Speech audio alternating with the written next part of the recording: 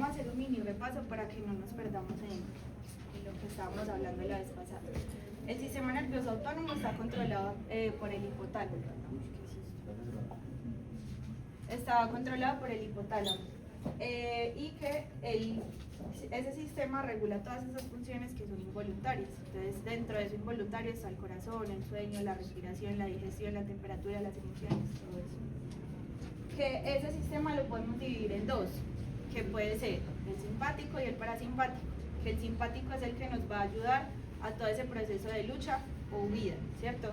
Y el parasimpático a todo lo que tiene que ver con el proceso de descanso, de relajación y todo. Que los dos van a tener como características contrarias, ¿sí? Que en el sistema simpático la localización es toracolumbar, en cambio en el parasimpático es cráneo-sacro. La sinapsis pre y post del simpático está mediada a través de solamente la acetilcolina y la adrenalina en el post. En cambio, en la sinapsis del parasimpático todo está a través de la acetilcolina, ¿sí? Que el ganglio en el sistema simpático está alejado, eso quiere decir que las fibras preganglionares son cortas y las postganglionares son largas, y todo lo contrario en el sistema parasimpático. Cuando estamos hablando de neurotransmisor, decimos que en el sistema simpático es el sistema adrenérgico porque está dado a través de la adrenalina, y en el sistema parasimpático estamos hablando que es el sistema colinérgico por la acetilcolina, ¿cierto? Que los receptores en el sistema adrenérgico son alfa 1 y 2 y beta 1, 2 y 3, y en el sistema parasimpático los receptores son muscarínicos y nicotínicos, que los muscarínicos van de M1 a M5, ¿cierto? Entonces, habíamos hablado de las funciones que cumplen esos receptores en la respuesta ocular, que el sistema simpático controla toda la parte de midriasis, el efecto parasimpático pues toda la parte de contracción, y en el músculo ciliar pues el efecto simpático es la relajación y en el efecto parasimpático es la contracción, que ahí estamos hablando de esa capacidad para ver de lejos, para ver de cerca, para hacer miosis y midriasis, ¿cierto? Entonces, que dependiendo del receptor al que nosotros estuviéramos como alterando con el medicamento, íbamos a conseguir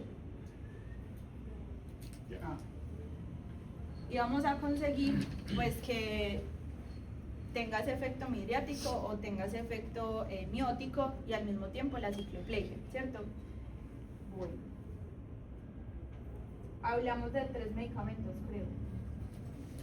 De la feniletrina ya hablamos, tropicamida también y ciclopentolato. Esos 3 están bien, están claros, ¿cierto? Listo, ahora vamos a hablar de la pilocarpina. La pilocarpina es un antagonista muscarínico. Volvemos al mismo ejercicio. ¿Qué significa antagonista muscarínico? Agonista muscarínico. Tiene afinidad y tiene eficacia sobre ese receptor. Y muscarínico, que actúa sobre el sistema parasimpático. Exacto. Entonces, la presentación la encontramos al 2% y es utilizado ¿para qué? Si estamos actuando sobre el sistema parasimpático, ¿qué acción va a tener? Contraer. Contracción. Entonces va a generar miosis en el paciente, ¿sí? ¿Para qué necesitamos generar miosis en un paciente? Cuando algunos oftalmólogos después de cirugías de catarata inducen miosis para evitar que el lente intraocular se prolapse, ¿sí? Accidentes u operaciones que se deba evitar el prolapso del iris. Entonces eso también ya es más relacionado como a traumas, ¿sí? Y es un hipotensor ocular en el glaucoma de ángulo cerrado. Entonces, ¿se acuerdan que el otro día estábamos hablando de qué pasa si en algún momento yo aplico un midriático y ese midriático me cierra el ángulo y ese ángulo me genera un glaucoma agudo de ángulo cerrado? Entonces, esta es una de las soluciones que nosotros tendríamos a la mano disponibles como para actuar inmediatamente, ¿sí? Pero igual obviamente ahí la remisión es lo más importante, ¿sí? pero este es como el primer paso, como la primera solución que yo le puedo dar a mi paciente, ¿sí? Entonces, este medicamento también necesita refuerzo. ¿Eso qué significa? Que yo aplico una dosis, espero 5 minutos y aplico la siguiente dosis. Contraindicaciones, hipersensibilidad al medicamento. Realmente eso de la hipersensibilidad está en todos los medicamentos, porque uno no sabe qué paciente puede ser hipersensible a algún principio activo. Entonces esa contraindicación la vamos a encontrar en prácticamente todos los medicamentos que tenemos a disposición. Iritis aguda o uveitis posterior, por la misma contracción que tiene la pupila se puede generar este tipo de alteración. Y glaucoma de bloqueo pupilar. Entonces, miren que ahí estamos hablando de que esto es una solución para un glaucoma de ángulo cerrado, pero también con esto podemos generar un glaucoma por bloqueo pupilar. Entonces, ahí es donde nosotros empezamos a jugar con qué debo realmente hacer con mi paciente, ¿sí? Hay personas que de por sí tienden a tener la pupila muy miótica. Entonces, en este tipo de pacientes, pues obviamente si yo ya estoy viendo que la pupila está miótica, ¿para qué voy a poner un miótico que probablemente va a hacer un bloqueo completo de la pupila? Y que eso me puede generar un riesgo grande a generar un glaucoma por bloqueo pupilar. Reacciones adversas, pues cefalea, náuseas y visión borrosa por la misma, por el mismo efecto que puede tener en el sistema general. ¿Sí? Profe, una pregunta. ¿El refuerzo solamente máximo cuántas veces se puede hacer? O sea, solamente es una vez. Solamente es una vez. Y ya uno tiene si el que paciente esperar. no responde o se demora. No es lo que se demore. Hay personas que sí se demoran más que otras, pero el refuerzo debe ser a los 5 minutos y ya esperar el tiempo más o menos. Y hay probabilidad de que no actúe No, muy baja. Pues resistencia como tal no va a haber. Más bien puede ser que o el paciente ya esté utilizando algo que el receptor genere como esa... ¿Un bloqueo? ¿El qué? Como un bloqueo. No. Hay medicamentos que hacen que los medicamentos compitan por el receptor, ¿sí? Entonces acuérdense que siempre vamos a pensar que el medicamento debe llegar a un receptor para que ese receptor tenga el efecto que uno espera. Pero si hay otro medicamento que también está actuando sobre ese receptor, puede haber interferencia con los medicamentos que se están utilizando. Entonces ahí es donde baja la eficacia del medicamento. Por ejemplo, un medicamento que sea como general a cualquier receptor, que se pueda agregar a cualquier receptor, pero uno que sí sea específicamente para ese, pues supongo yo que se pegaría más fácil el que es específicamente para ese receptor y ahí ya no podría actuar. Sí, pero igual si estamos hablando de que hay algo que está actuando sobre muchos a la vez, eso ya puede generar interferencia.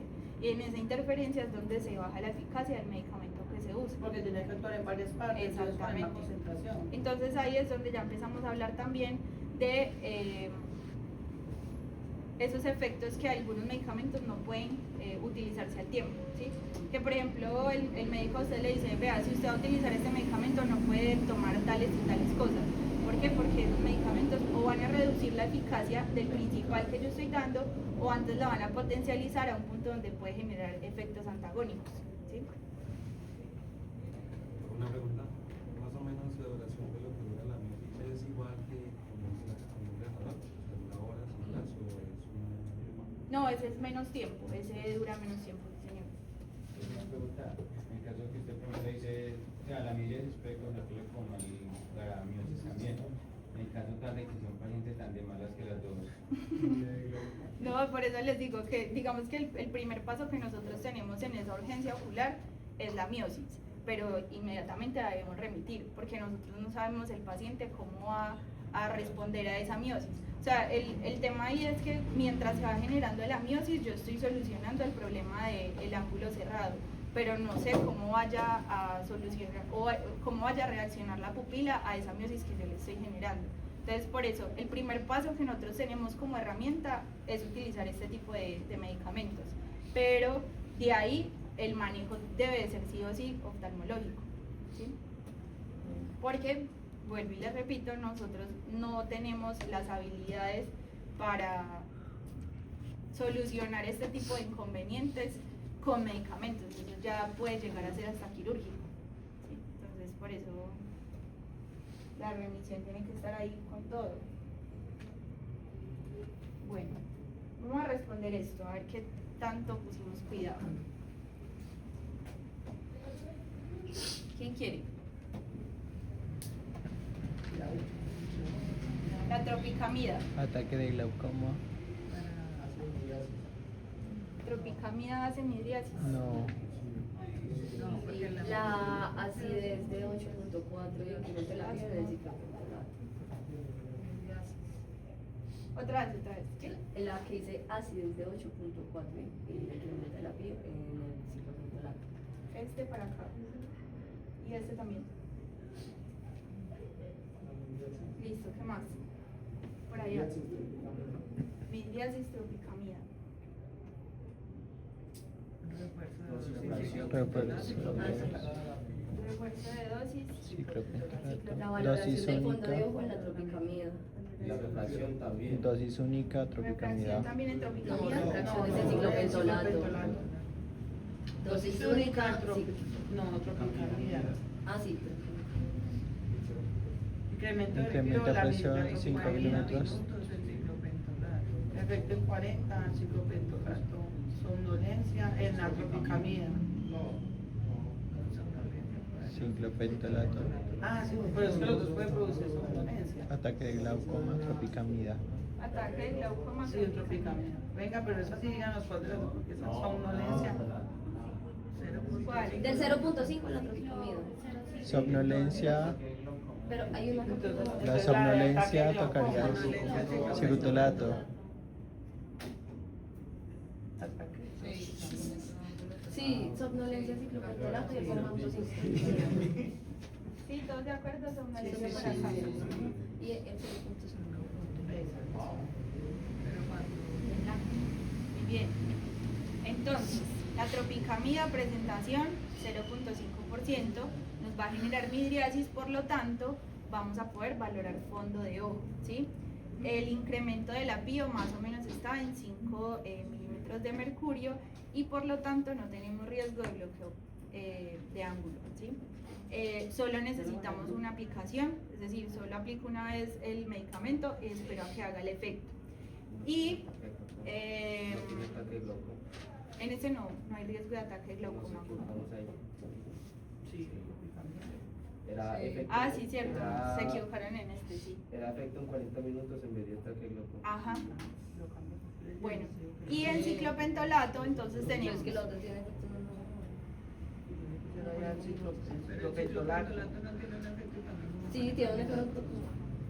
Ah, pero para pasar. No, el ciclopentolato. el ataque de Pero acuérdense que el ciclopentolato hay que aplicar una dosis, se refuerza a los 5 minutos y se debe esperar por lo menos 1 hora para que el medicamento haga el efecto completo.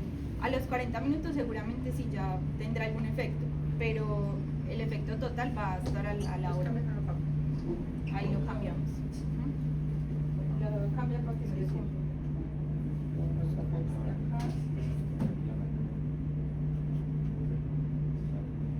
Entonces, el ciclopentolato, su acidez es al 8.4 y acuérdense que lo que habíamos hablado de la acidez es que al aplicarse pues puede generar mucho ardor en el paciente. El incremento de la presión intraocular es en 6 aproximadamente y esto sí nos puede generar bloqueo, por lo tanto tenemos el riesgo de un ataque de glaucoma. Se necesita refuerzo de dosis, es decir, aplico una vez, espero 5 minutos, aplico una segunda y espero 1 hora para que se haga el efecto. Se utiliza más que todo para la parte refractiva, sin embargo, como estoy haciendo un efecto midriático, también puedo realizar valoración de fondo de ojo y en este vamos a tener somnolencia, en la tropicamida no tanto. ¿Listo? ¿Ustedes creen que si un paciente llega a consulta y estamos encontrando alguna alteración en fondo de ojo y yo decido que debería pues como hacer una valoración de fondo de ojo, aunque los dos medicamentos me sirvan para hacer valoración de fondo de ojo, ¿cuál es el más conveniente? ¿Por qué? Pues primero, Porque no tiene ataque de glaucoma ¿Y por qué más? No hay un ataque de glaucoma. Sí. Aparte los efectos que va a generar el paciente pues van a ser más leves, o sea, no va a generar la misma somnolencia que va a generar un ciclopentalato. En caso pues, de que el paciente sea muy sensible, le va a generar algo de somnolencia, no le va a generar ningún ciclopentalato. Pero inicialmente se activa la parte refractiva. Si yo no estoy teniendo algún tipo de suspensión de la parte refractiva, pues no voy a utilizar como el ciclopentalato porque solamente quiero sacar la valoración. Además va a ser mucho más cómodo, pues la tropicamida no le va a arder al paciente, en cambio el ciclopentalato sí. Ok. Y el tiempo Bueno, de- El tiempo de necesito por efecto. favor que busquen, en este momento busquen, cuánto tarda la tropicamida en dejar de hacer efecto y cuánto tarda el ciclopentolato. ¿En cuánto tiempo el paciente deja de tener síntomas de... Por ahí 8 años. No, tarda más el ciclopentolato porque el ciclopentolato trata como de 1 a 2 días, dura más tiempo, entonces por eso se debería hacer. O sea, hace que el ciclopentolato dura más. dura menos, exacto? ¿Qué les aparece? 3 a 8 horas, dice la tropicamida. La tropicamida. ¿Y el ciclopentolato? Hasta 36 horas puede durar en un paciente. ¿Qué le salió del ciclopentolato? Duración de 6 a 24 horas. De 6 a 24 a 6 horas y el ciclopentalato de 24 horas. Entonces, miren que la diferencia es muy grande entre un medicamento y otro en el efecto que puede tener sobre el paciente. Y eso también es un factor importante para yo decidir si utilizo un medicamento u otro medicamento. Porque obviamente voy a afectar más a mi paciente con el ciclopentolato que con la tropicamida, ¿sí? Esto es otro de los factores que debo tener en cuenta para yo que voy a estar utilizando el medicamento. Una pregunta, entonces esa decisión la tomamos en el análisis, más el paciente o... Sí, pero también dentro de todo lo que yo estoy viendo en la consulta. Por ejemplo, si yo en la parte refractiva no tengo ningún inconveniente, pero yo necesito revisar muy bien valoración y fondo de ojos, si solo me debo concentrar en eso, pues el mejor medicamento sería la tropicamida. ¿Por qué? Pues porque va a tener ese efecto midriático, pero no voy a estar alterando a mi paciente por tantas horas, ¿sí?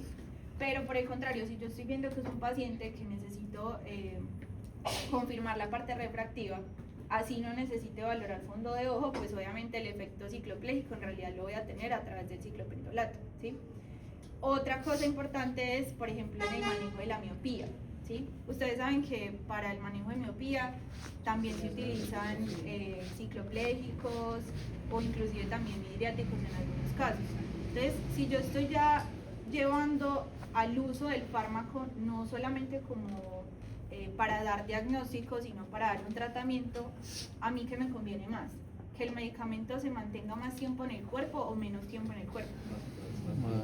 Más tiempo en el cuerpo, porque estoy dando es un uso terapéutico, ya no es un uso diagnóstico, ¿me hago entender? Entonces, dependiendo del uso que yo le vaya a dar a ese medicamento, también es la elección que yo voy a tener en mi consultorio, ¿sí? Entonces, si yo lo estoy utilizando es para dar un tratamiento, pues obviamente el ciclopentolato me va a generar mejor porque voy a tener que aplicar menos veces en el paciente durante ese tratamiento. Pero si solamente es para dar el diagnóstico y solo necesito conocer el estado del fondo de ojo, pues la tropicamida por todas sus características y menos efectos secundarios, pues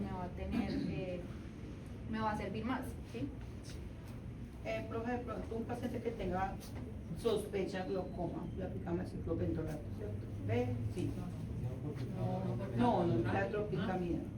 Pero igual es recomendable estar chequeando la presión intraocular. Es que en todos, cualquier medicamento que sea con riesgo de aumentar la presión intraocular, hay que valorar primero cómo está su presión antes de aplicar, porque de ahí también depende si yo decido o no utilizar el medicamento.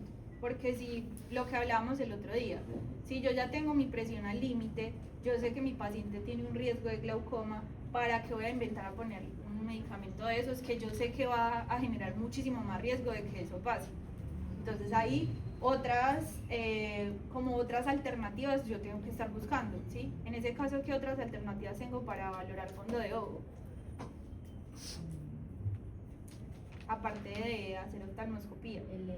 La retinoscopía de El lente 90. la de casco. Sí.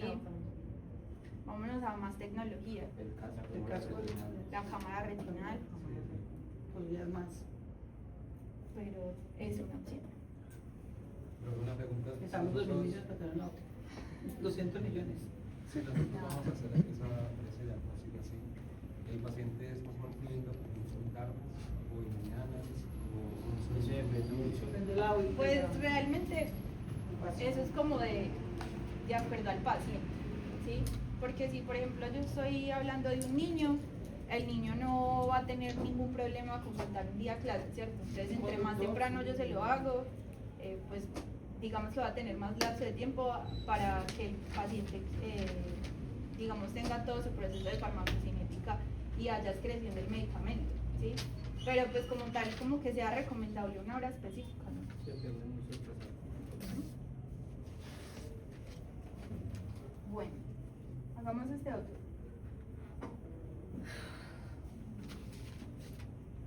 Pilocarpina, miosis, miosis pilocarpina, Miosis pilocarpina. midriasis felinelefrina, Miriasis, 2% qué? refuerzo de dosis pilocarpina, Vasoconstricción, pilocarpina. refuerzo de dosis pilocarpina, Refuerzo de dosis pilocarpina.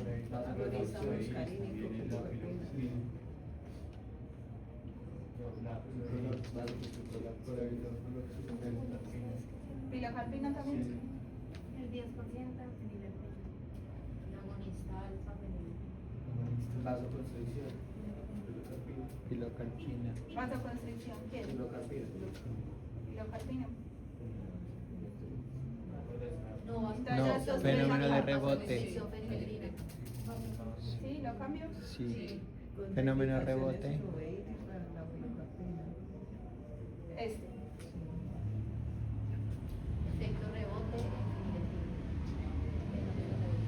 Creo que harían esos dos. ¿Sí? ¿Están de acuerdo que queda así? Sí, por ahí a los que están mirando el celular.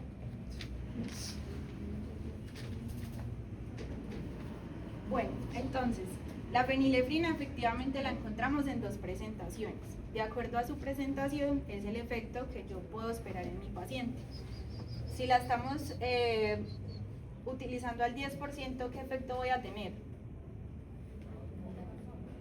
¿Cómo? Dilatación de midriasis, exacto. Y si la estoy utilizando al 0.12, vasoconstricción, que realmente esta es la que más se utiliza, al 0.12, porque en dilatación, por esa concentración tan alta, casi que no se utiliza, ¿sí? Pero pues existe.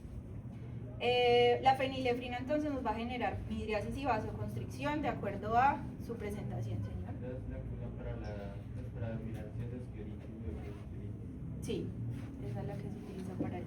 En algún caso se puede combinar las dos, la fenilefrina y la pilocarpina. no, ¿Para qué la vamos a combinar? Pues no sé, para qué caso. no porque va a ser diferente. Pero ¿cómo en qué casos? Pues no sé. Que si en algún caso No, se pero puede combinar. pero o sea, ¿en qué caso se le ocurre? De pronto de glaucoma, algo así. No, no, sería más bien en No. una contraindicación que se aplique si toca aplicar eso. No, realmente no. Porque como les digo, al 10% eso casi no se utiliza. O sea, yo se los traigo acá es porque el efecto que puede tener el medicamento puede llegar al punto de hacer una midriasis. ángulo cerrado. de pronto. Pero ahí la fenilefrina no sería el ideal. ¿Sí?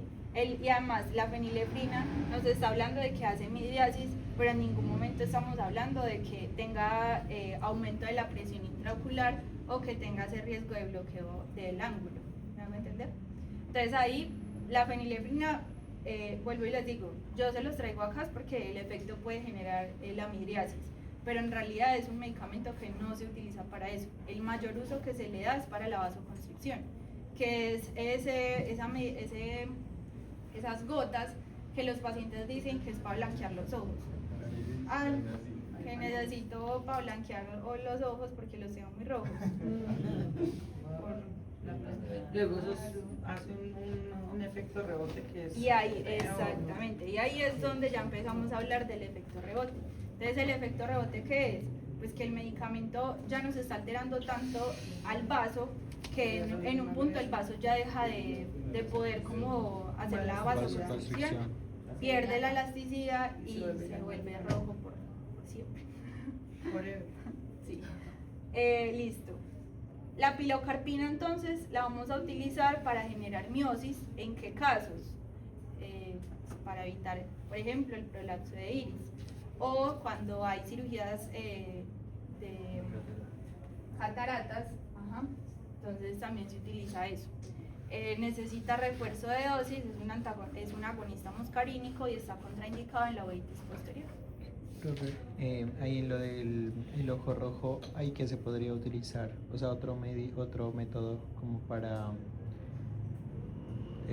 poder constreñir los vasos. ¿Se podría de pronto utilizar frío? Pues, o sea, es que realmente la fenilefrina, el uso que se le da es la vasoconstricción, ¿cierto? Sí. Y está bien utilizarlo, o sea, no podemos tampoco satanizar el medicamento. Ahí es Pero El abuso. el abuso es lo que genera esa vasoconstricción. Pero hay otra, Eso es lo que va a generar el fenómeno de rebote. pero hay, digamos, como otro método terapéutico Que no sea como con que no esas sea gotas. que no sea tan invasivo. Es que no sea ahí tan- toca revisar cuál es la base La o qué es causa. lo que está generando el ojo rojo, ¿sí? ¿Cuál es la causa? Si es algo que no se puede controlar con otro medicamento, por ejemplo, que estemos hablando de una alergia, que estemos hablando de una inflamación severa o de alguna como hipersensibilidad sobre superficie, pues entonces la solución sería utilizarlo realmente lo que está afectando a eso. Si es una alergia, entonces un antialérgico. Si es una inflamación severa, pues entonces un antiinflamatorio, ¿sí? Ya en otros casos, pues toca desregular. ¿Sí?